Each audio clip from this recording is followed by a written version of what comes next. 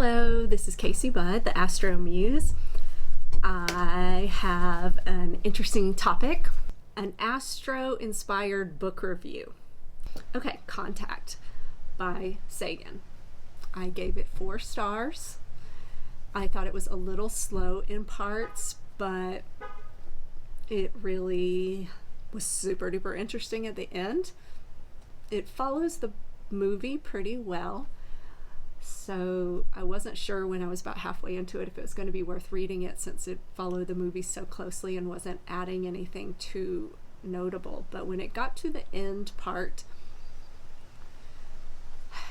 I thought it was worth it. It was much more descriptive and, detailed about what happens when contact is made. So that part was super interesting and worth it. So I called this one Aquarius. It also does have some Pisces, mystical, magical energies, as well as some Sagittarius adventure exploring, but I would say Aquarius number 1. Second book, The Invisible Life of Addie, LaRue. This was one of my favorite books that I read all year. The author, Schwab, S-C-H-W-A-B, might be Schwab, like Charles Schwab. But I gave this 5 stars. This was very creative. The premise was so creative. I don't want to spoil it, but you'll see it if you look it up. But it's dark. It's got a dark premise, but not in a scary, menacing way. Just the content of the plot is a darker element, but is also very playful and interesting, and I don't know, just fascinating and entertaining. I loved it. And so because it has this kind of dark and a bit psychological idea, I called this Scorpio and Pisces. Big Little Lies by Moriarty. I really loved the TV series, and so I thought I would check out the book, because a lot of times you get so much more richness from a book of a show that you like. So this is true of Big Little Lies. The show is quite excellent and really does cover most of the themes and details in the book. But the book I just found interesting also. There are a few differences, but it just was an enjoyable read, and in some ways a little less hard to read than the show was to watch in some points. So definitely as good as the show, and I called it Gemini. But there are a lot of different energies. There's all these relationships in the show and all of that. So Gemini mainly because of the lie content, and Geminis are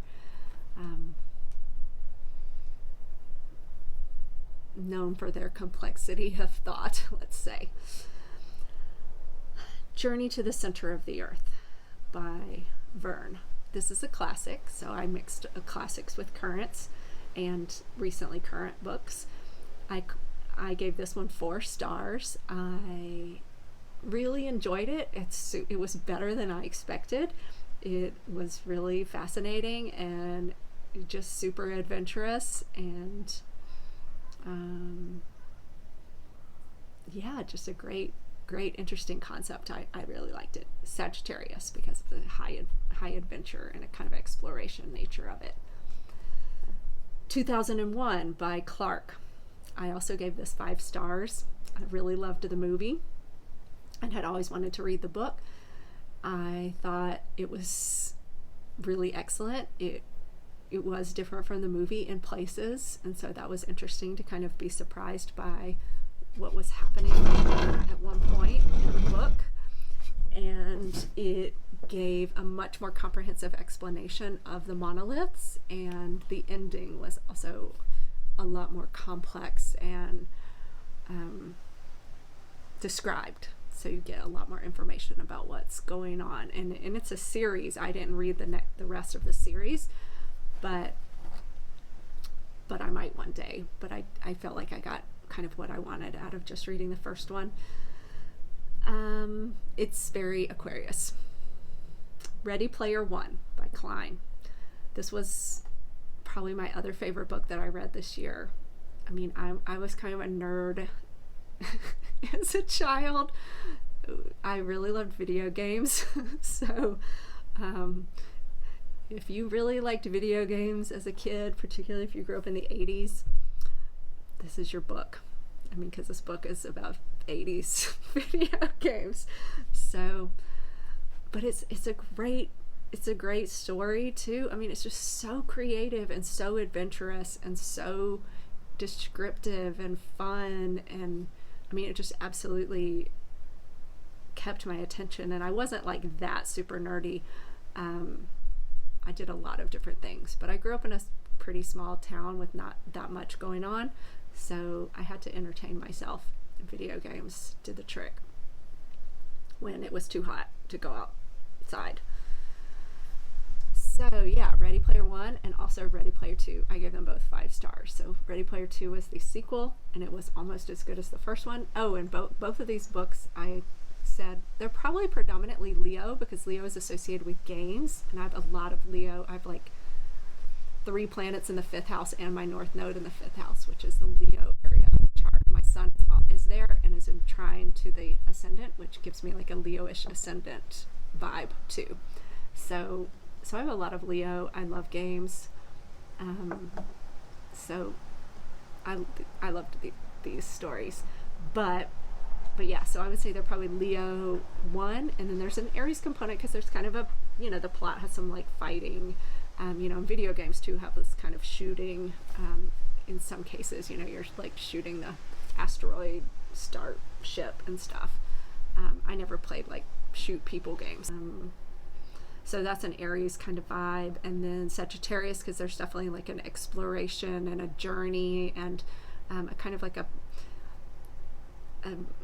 scavenger hunt vibe. And I mean, I was obsessed with scavenger hunts when I was a kid, so I also really loved this part of the plot. And then Aquarius, because it's got some like futuristic technology in it. So yeah, there's a lot of different energies in that book. The Last Mrs. Parrish, this is a totally different vibe, by Constantine. I gave it 3 to 4 stars. Complex and twisty, and this is kind of like an escapist, fun,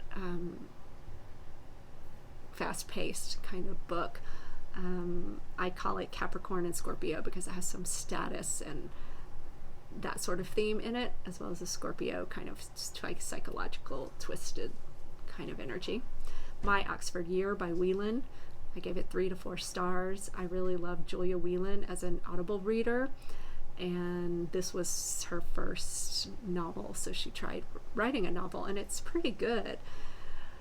It's not excellent for me, for my taste, but it was good. I enjoyed it, and it's a lot about relating, so relationships, a relationship in particular, so I called it Cancer for that and another reason. Circe by Miller, I gave this 5 stars. It's super fascinating. I mean, the name of my book club is Minerva's Owl, and Minerva is also Athena in mythology, and Minerva, a little bit more than Athena, is associated with literature and writing, but Athena too is associated with literature and reading and learning and being super knowledgeable. But Minerva, I felt, was a little bit maybe more associated with reading for pleasure compared to Athena, so that's why I called it Minerva versus Athena. But yeah, so if you like mythology, Circe is so interesting because it really brings these gods and goddesses to life, and it kind of, brings some of their myths to life. And it turns them into more like characters, but it's kind of like based on the original myths, but it's put into more of a narrative format, and it's super interesting. I called it Gemini because of how intricate of a story and complex it was, and because of it kind of has a Mercurian vibe, and Mercury is in the story, the god, and Mercury is so associated with words and storytelling. Beach Read by Henry, I gave this 4 to 5 stars. I really liked it. It was like a surprise random pick that I found on Audible that I loved. It's a great little fun, witty romance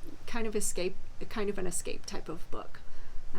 Has a sort of party atmosphere and theme, but with a big mysterious, suspenseful kind of vibe overlaid. So because of the party kind of relationship vibe, I called it Leo, Taurus, and Libra. Possibly has a bit of a Scorpio flavor in there too. And then there were None by Agatha Christie, 4 to 5 stars. This is a classic mystery that I've never read. It's pretty short, so it was easy to read.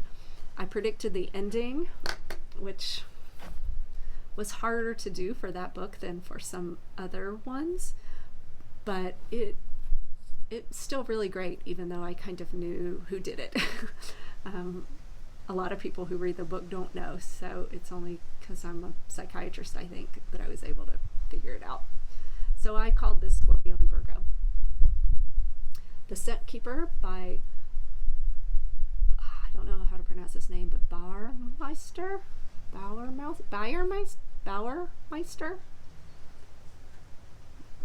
That's my guess. 5 stars. This book was so interesting. It's fascinating premise, just really creative, wonderful setting, super interesting. I loved it. It was another one of my favorites for the year, and I call it Cancer, Taurus, and Pisces. Pretty Things by Brown, 4 to 5 stars. I thought this was really great writing. This is a California writer who is maybe close to my age, and if you have a California connection, you'll especially like Brown's stories, I think. But she has really realistic contemporary character development. Like, I love the way she talked about like Instagram people and just a lot of the influences on current day society. She describes really well and very funny. You know, she's clearly very intelligent and funny. So I really loved Pretty Things, and I called it Taurus and Capricorn. And I read one of her earlier books called Watch Me Disappear, which I gave a 4. It's not quite as good as Pretty Things, but it's also good. It's set in Berkeley, and it's also a very unique premise, and I called it Aquarius, Capricorn, and Libra.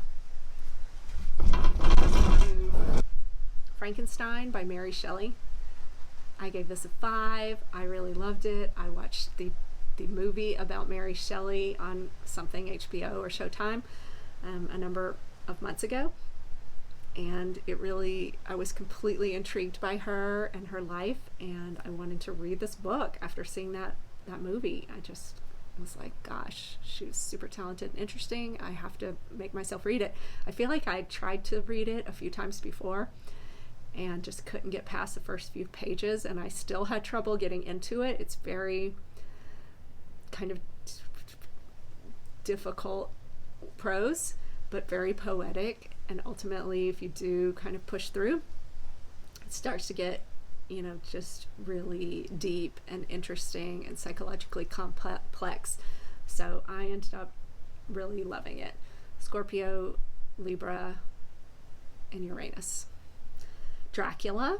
I got on a kick with the horror books, the classic horror books, which really suits my Scorpio-ness, by Stoker.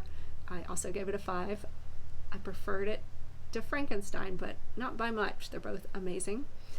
I just absolutely loved the dark, chilling tone and the sense of atmosphere that was created. Everything was just like very misty and dark and ethereal and atmospheric. I loved it.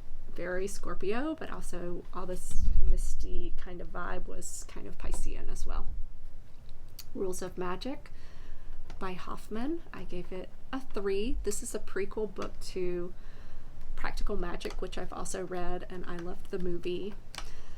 So Hoffman has written a bunch of different books kind of along a magical theme, which is, one of my favorite themes.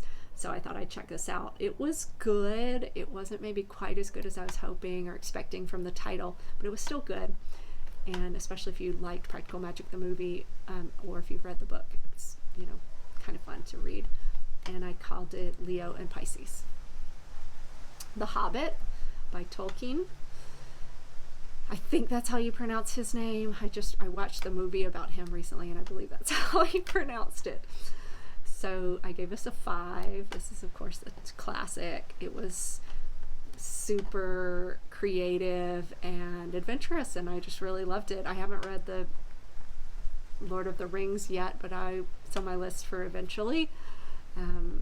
But yeah, I called it Leo and Sag because of a fun adventure creative vibe. Perfume by Sagan. Not sure if I'm pronouncing that right either. I believe he's German, and I believe it's a he. I gave it a 5. This book was excellent to me. Maybe even a 5+. It's dark, it's complex, it's super well written, it's highly artistic. This and Dracula to me were the most artistic books. And I can't say exactly what I mean by that, but they were just like, they felt like art in my hands. Frankenstein too. Just was this really stylized, perhaps. Yeah, maybe that's what I mean, because I'm partly into The Handmaid's Tale, and that's stylized and artistic as well. But it's so dark. I can't dark in a different way from the dark that I usually like. So it's been hard for me to get through The Handmaid's Tale, but maybe it'll make my 2021 list. All right, but Perfume I got through really quickly because it just was completely intriguing to me. I loved the movie. If you read about this and if you watch the movie's also very artistic and, strange. But if you want to read the book, you might want to do it first because the movie's fairly close to it. But I found it's super great to watch the movie and then see the book and then read the book too. So Scorpio, Taurus, definitely some Taurus vibes. Daisy Jones and the Six. I gave this a 4, maybe a 4 to 5. I really enjoyed it. It's like rock and roll, super cool, interesting, Gemini vibes to me, which is kind of like fun party. Maybe some Leo vibes, Gemini and Leo. Little Fires Everywhere. I gave this a 4. I read this before the TV show came out, but close to it, like right at the beginning of the year. I thought it was better than the TV series. There's some notable differences in it, but it's also, a lot of it and the overall idea is conveyed, but, they develop some things a bit differently in the TV show. So yeah, it's worth reading the book if you like the show and explore that. Aries for sure. Outlander by Gabaldon. I love the Outlander series, and as I mentioned, I like to read books of shows and movies that I love. So in this case, the show is almost exactly like the book, like right down to some of the dialogue is the exact same, which is great. And the books are really long, and it's like a whole season is in one book. So the writer's very prolific and has written a bunch of books with these characters, so there's enough content for many seasons, and I don't know if I'll read them all because it was so similar to the show and so long, but I really did enjoy it, and I own the second book, but I've only read a few chapters of it. But it definitely was great, and I felt like it had a overall Virgo feeling, mainly because of the main character, Claire, being a healer. All right, so that got quite long, so I'm going to have to edit it. But yeah, join my book club if you want to read a book per month that has an astrological theme. It's Capricorn right now. I'm not sure if I'll get this going enough to do a Capricorn book, but The Dutch House, which many people have already read, for me is a very Capricorn book. I'm not completely finished with it, so that's one that I know is Capricorn vibes. In addition to other vibes, but Capricorn vibes in there. I don't know. You'll have to tune into my Facebook page, and if people join and I get it going, then there'll be a Capricorn book, and we'll just start, and then an Aquarius book, and we'll just start going through the year that way. All right. Thanks for tuning in, and Happy New Year.